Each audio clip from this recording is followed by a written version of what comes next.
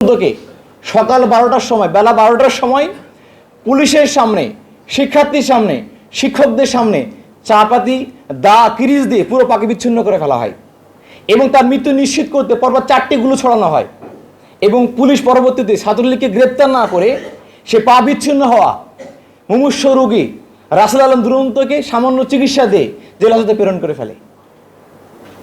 আপনি চিন্তা করতে পারবেন না কি অসহনীয়, কি জুলুমের অধ্যায় ইসলামী ছাত্র শিবির পার করে যাচ্ছে বিগত 48 বছরে।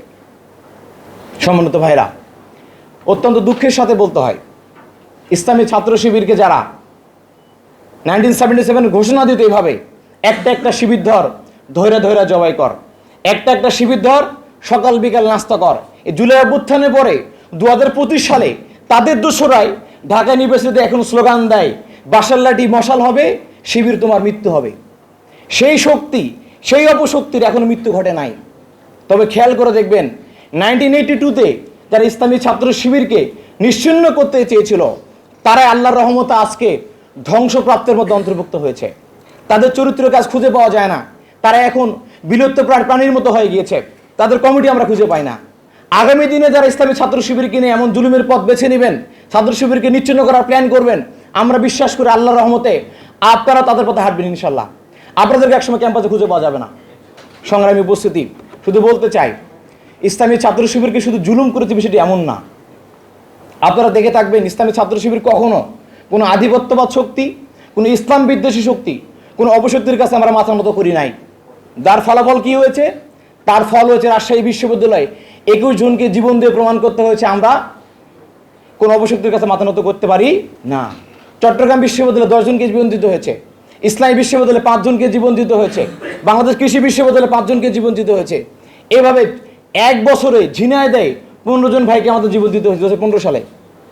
এভাবে একে একে সাতক্ষীরা থেকে শুরু করে ঝিনাইদহ, ঢাকা, চট্টগ্রাম, রাজশাহী, রংপুর, দেশের প্রতিটি প্রান্তরে প্রায় সকল বিশ্ববিদ্যালয়ে আমাদের 234 ভাই, 2 জন ভাই জীবন দিয়েছেন। শুধু আওয়ামী লীগের এই 15 বছরের আমলে আমাদের নামে 20,000 অধিক মামলা হয়েছে।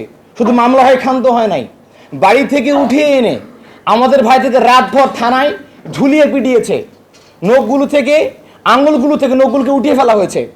ইসলামী ছাত্র শিবিরের সাবেক কেন্দ্রীয় সভাপতি দেওয়ার ভাইকে 52 দিনের রিমান্ড দেওয়া হয়েছিল এবং আমাদের কর্মীদের থানায় রিমান্ডে থাকা অবস্থায় পায়ের মধ্যে বন্দুক ঠেকিয়ে গুলি করা হয়েছে, পরবর্তী সেই পাগুলো কেটে ফেলতে হয়েছে।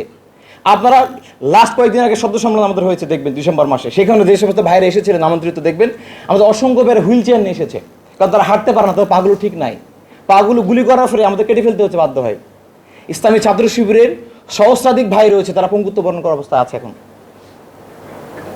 মামলা হামলার কারণে ক্লাস করতে পারে নাই, পরীক্ষা দিতে পারে নাই, ড্রপ আউট হয়েছে, এই সংখ্যাটা 1000-এর কম নয়, আরও বেশি।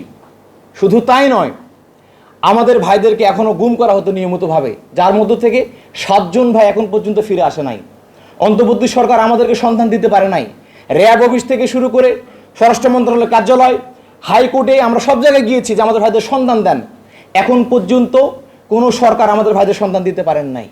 ইসলামী ছাত্র শিবিরের 7 জন ভাই এখনও গুম অবস্থায় রয়েছে, আমরা জানি না ভাইদের কী অবস্থা। সম্মানিত ভাইরা, ইসলামী ছাত্র শিবির কিছু জেল, মামলা, হামলা, জুলুম করে না, শহীদ করে নাই। ইসলামী ছাত্র শিবিরের উপরে যুগে যুগে দায় চাপানোর প্রবল রাজনীতি করেছে একটি চক্র। দেখবেন 2006 সালে রাজশাহী বিশ্ববিদ্যালয়ে ডক্টর তাহের যখন হত্যা হন, তার নিজ বাড়িতে তার ট্যাঙ্কির মধ্যে লাশকে খুঁজে পাওয়া যায়, তখন তৎকালীন ইউনিভার্সিটির সভাপতি ডক্টর ব্যারিস্টার মাহবুব আলম সালেহী ভাইকে প্ল্যান করে মামলা ঢুকানো হয়। রাজশাহী ইউনিভার্সিটি তৎকালীন সভাপতিকে মামলা প্রধান আসামি করা হয়, তাকে 2.5 বছর জেলের মধ্যে পুরে রাখা হয় বিনা বিচারে। পরবর্তীতে প্রমাণ হয় যে সালেহী সেই মামলা যুক্ত নয়।